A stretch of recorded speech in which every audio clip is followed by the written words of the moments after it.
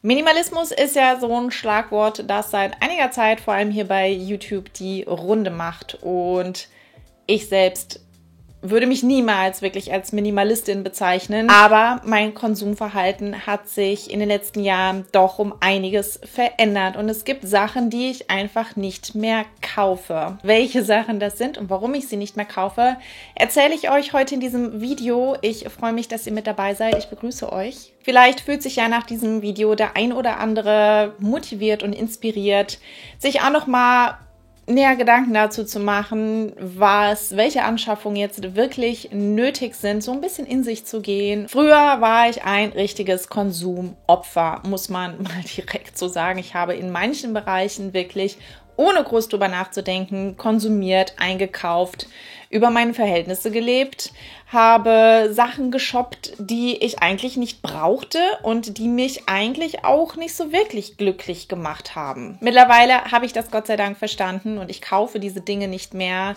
Diese Sachen, die eigentlich nur zu Hause rumstehen und nicht benutzt werden. Darüber möchte ich heute mit euch sprechen und ich verrate euch auch so ein paar Tipps und Tricks, wie es mir gelingt, keine Impulskäufe mehr zu tätigen und mich da so ein bisschen zusammenzureißen. Deswegen, wenn das Video für euch hilfreich ist, bitte nicht vergessen, einen Daumen nach oben zu geben. Damit unterstützt ihr mich sehr. Und schreibt mir in die Kommentare, auf welche Dinge ihr mittlerweile sehr gut verzichten könnt.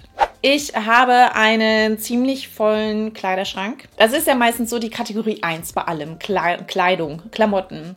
Und ich kaufe mir auch nach wie vor gerne Kleidung, sage ich direkt. Aber ich kaufe keine Kleidungsstücke mehr, die mir nur gefallen, weil sie gerade angesagt sind. Oder Sachen, die vollkommen unbequem sind. Oder Sachen, die sich überhaupt nicht gut kombinieren lassen. Früher habe ich mir halt sehr, sehr viel Kleidung aus einem Impuls heraus gekauft, weil es mir in dem Moment gut gefallen hat, ohne da groß drüber nachzudenken, ob das auch wirklich für mich tragbar ist oder weil die Sachen einfach gerade im Trend waren. Aber ich muss sagen, häufig haben diese Sachen überhaupt nicht zu mir gepasst. Ich habe mich da schlichtweg drin unwohl gefühlt, was dann natürlich dazu geführt hat, dass ich diese Sachen vielleicht 1-2 Mal getragen habe und sie danach einfach nur im Kleiderschrank rumlagen. Gleiches gilt übrigens für Schuhe.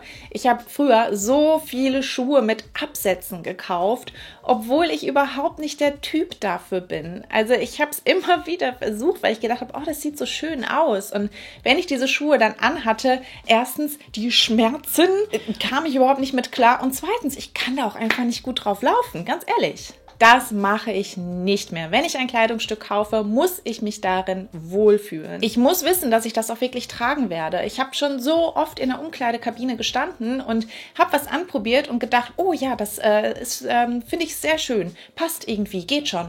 Und habe es dann gekauft. Aber mittlerweile, wenn ich ihr kennt ja wahrscheinlich dieses Gefühl, ja, passt schon, geht schon irgendwie. Ich finde es schön, deswegen wird es schon irgendwie gehen. Und das bringt halt nichts. Ich gehe in mich. Ziehe ich das wirklich an? Ist es in meinem Alltag tragbar, in meinem Alltag mit kleinem Kind? Würde ich dieses Kleidungsstück bei einem Familienausflug anziehen, bei einem Spielplatzbesuch, bei einem Ausflug in den Zoo? Bin das wirklich ich? Und wenn die Antwort Nein lautet, dann schaffe ich es mittlerweile, da auch Nein zu sagen. Ich habe immer noch sehr, sehr viele Kleidungsstücke und Schuhe, die ich seit Ewigkeiten nicht getragen habe, weil irgendwie doch das Herz dran hängt, weil man denkt, oh ja, es ist ja doch irgendwie schon schön und wer weiß, vielleicht ziehe ich es ja doch nochmal an. Aber man muss auch so ein bisschen ehrlich zu sich selber sein und ich werde demnächst radikal sein und da radikal aussortieren.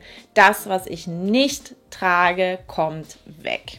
Passend zur Kategorie Kleidung, Make-up. Ich habe früher Make-up und alles, was dazugehört, gekauft ohne Ende. Vor allem so in der Zeit zwischen 2014 und 2016. Lippenstifte, Lidschattenpaletten, Blush und Duschgels, ohne Ende Duschgels. So viel, dass man das alles einfach überhaupt nicht benutzen oder aufbrauchen kann. Fun Fact: Ich habe mir seit circa 3 Jahren kein Duschgel mehr gekauft, weil ich heute immer noch unter anderem von meinen damaligen Hamsterkäufen zehre. Und man hat sich ja auch, gerade bei Duschgels, mit diesen Limited Editions immer dazu verleiten lassen, dass man sich selber gesagt hat, oh ja, ich habe eigentlich genug, aber das brauche ich noch, weil den Geruch, der ist neu und das riecht so gut und das gibt es ja jetzt nur für eine bestimmte Zeit und hinterher kriege ich das nicht mehr. Und dann kauft man halt ein und hat zu Hause einen Berg Duschgel und ich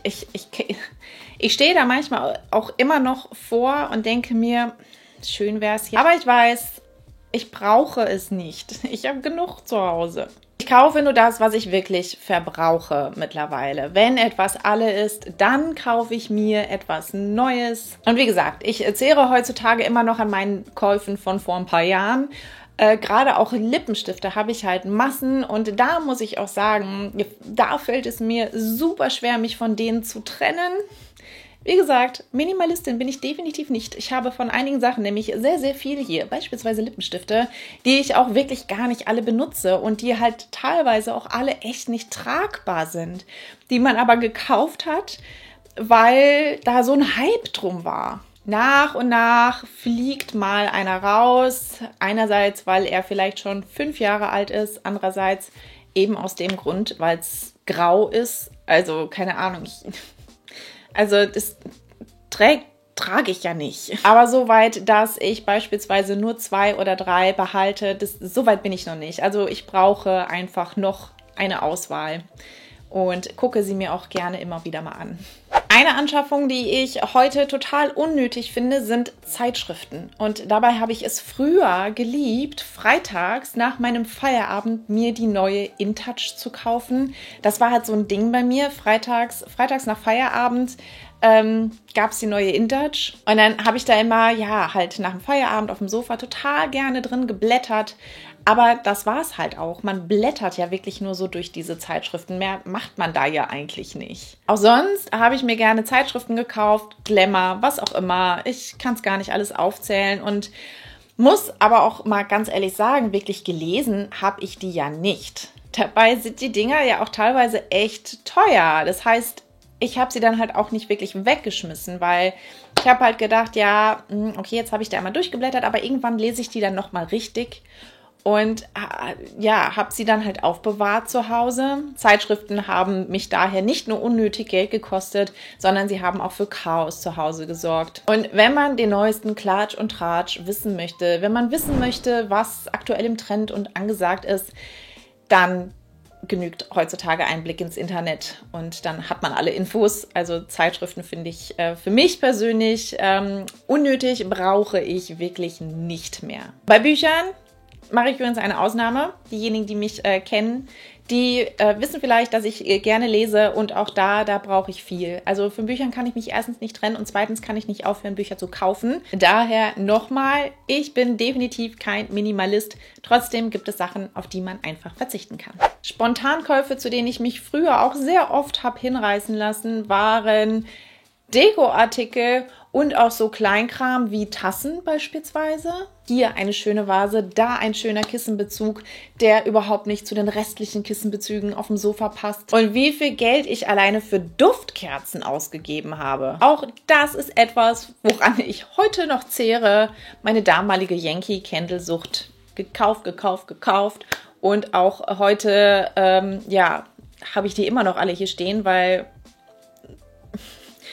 das ist ja auch nicht in 0, nichts aufgebraucht. Gott sei Dank wird sowas nicht schlecht. Was Deko angeht, habe ich so ein paar Lieblinge hier zu Hause stehen, aber das ist es auch. Was das angeht, kaufe ich sehr selten etwas Neues. Ich muss auch sagen, ich bin nicht der Typ, der ständig seine Wohnung neu dekoriert. Mir fehlen da ehrlich gesagt einfach Ideen und vielleicht auch ein bisschen Stil. Ich gebe aber zu, dass ich nicht selten bei H&M Home oder Zara Home online unterwegs bin und mir schöne Dinge in den Warenkorb packe.